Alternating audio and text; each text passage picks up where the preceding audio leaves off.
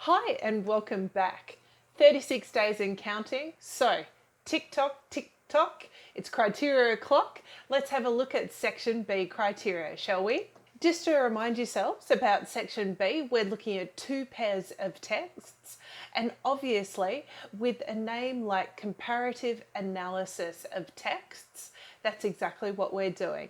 We're analysing both texts for 5 things, but all stemming from the big idea. The big idea might be a view or a value from the text, and then how it represents itself within characters, setting, motifs, symbolism within the literary structure, or even the entire structure of the two texts. And then we're looking at the similarities and differences between these two texts with regards to the topics. Double check that your pair is correct.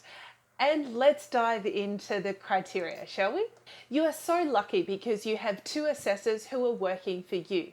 They're working to reward you for whatever is on the page and how it relates to our criteria. So if you're looking at the criteria in front of you, you'll notice that I've highlighted 6 and 5 out of 10. The average mark on a bell curve is roughly 5.5 out of 10, with fewer students receiving a 0 out of 10 and 10 out of 10. And then we work on a bell curve all the way through.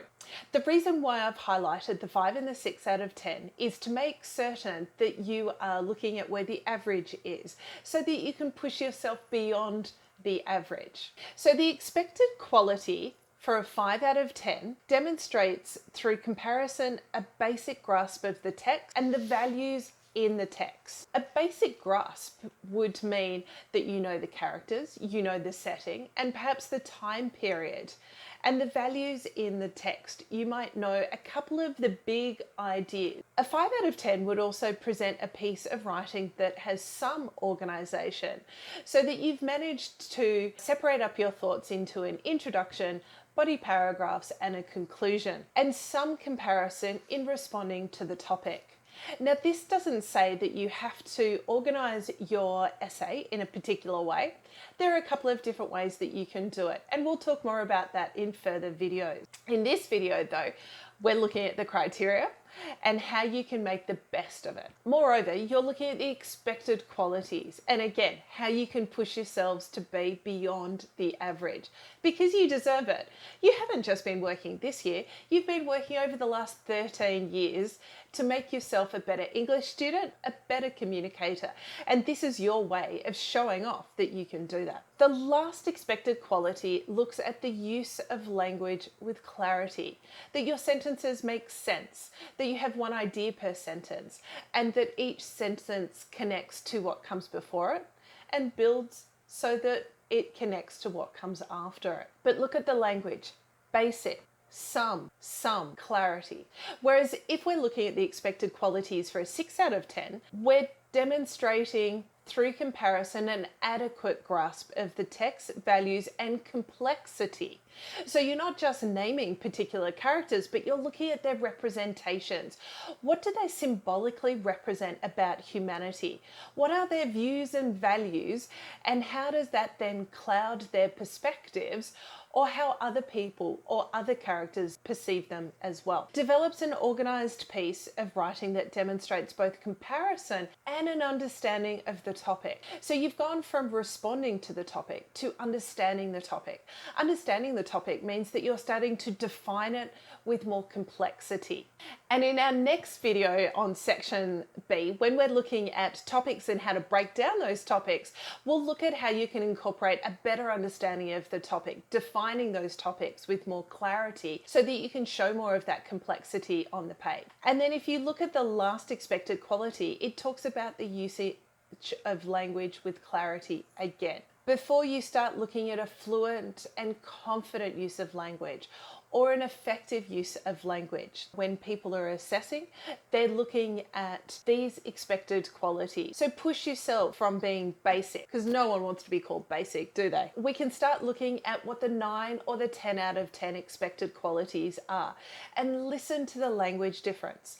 Demonstrates through comparison an insightful grasp of the ideas and values and conceptual complexity of the text. So you're not just looking at the ideas, but you're looking at what they represent about humanity, what they represent with regards to the texts, and how different characters reflect or mirror each other, how they create parallels between each other. How, if you're looking at the characters, they're multifaceted. If you're looking at a value within the text, you're starting to unpick what the messages are that the playwright or the director or the author has placed within their writing. What concluding statements are they making about society? What are they asking their readers or their audience to consider and break down to make a better society in life? Let's have a look at the next expected quality. Achieves an assured, cohesively structured piece of writing that presents a sophisticated comparison that explores the implications of the topic. So instead of just looking at responding to the topic, what are the implications of the topic? How finely have you defined and inferred the underpinning qualities and aspects of the topic? A sophisticated comparison doesn't just say that the two texts were set in different time periods. For instance, if you're looking at the Queen and looking at Ransom, again, yes, they're set at two different times. They're still imperialistic at their core. They're still looking at leadership. What kind of societal rules do you then depict within those societies, and how does that relate to the topic? And then the last expected quality is that about a fluid and effective use of language. So as you can see, the criteria keeps on coming back to texts, topic, and expression.